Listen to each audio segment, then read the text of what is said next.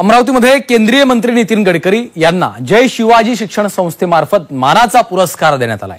दरम्यान यावेळी गडकरी यांनी जातीयवादावर भाष्य करत राजकारणी लोकांना चांगलंच ठणकावलेलं आहे। जनता जातीयवादी नसून राजकीय पुढारी जातीयवादी असल्याचं विधान नितीन गडकरी यांनी केलेलं आहे। पाहूयात। जनता जातीयवादी नाही आहे, पुढारी जातीयवादी आहे। ते आपल्या स्वार्थाकरता जात होते। कोण आहे तसे आणि त्यांना का ठेवता पक्षात? काढलं पाहिजे ताबडतोब, नाही बरोबर ना?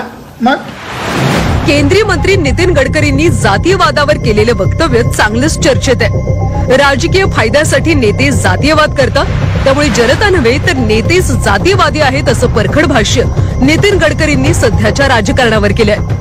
हे पुढारी निर्माण करतात जात। जनता जातीयवादी नाही आहे, पुढारी जातीयवादी आहे। ते आपल्या स्वार्थाकरता जात होते। कारण backwardness becoming a political interest, competition आहे, हु इज मोर बॅकवर्ड। खऱ्या अर्थाने इतकं खालचं वातावरण जे आहे ते वेगवेगळ्या कारणांनी बदललं। ते बदलवण्याची जबाबदारी आपल्या सगळ्यांची आहे की माणूस हा जातीने मोठा नाही आहे, गुणांनी मोठा आहे। या समाजातली छुवाछूत, अस्पृश्यता, जातीयता समूळ नष्ट झाली पाहिजे आणि मी कमीत कमी माझ्या व्यवहारात ते ठेवता कामा नये।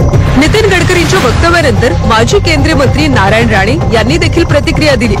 जातीयवाद करणारे नेते पक्षात असतील तर नितीन गडकरींनी त्यांचं नाव सांगावं, तसंच त्यांना पक्षातून काढावं असं आवाहन नारायण राणेंनी केलंय। त्यांना विचारा ना कोण कोण आहेत, यादी विचारा ना। ते मोठे नेते आहेत, ते मोठी नावं घेऊ शकतात। जरा विचारा कोण आहे तसे आणि त्यांना का ठेवता पक्षात? काढलं पाहिजे ताबडतोब, नाही बरोबर ना? मग केंद्रीय मंत्री नितीन गडकरींनी केलेल्या वक्तव्यात रामदास आठवले यांनी दुजोरा दिला। नेत्यांनी जातीयवाद करू नये, तसंच लोकांमध्ये वाद लावू नये असं विधान रामदास आठवले यांनी केलं।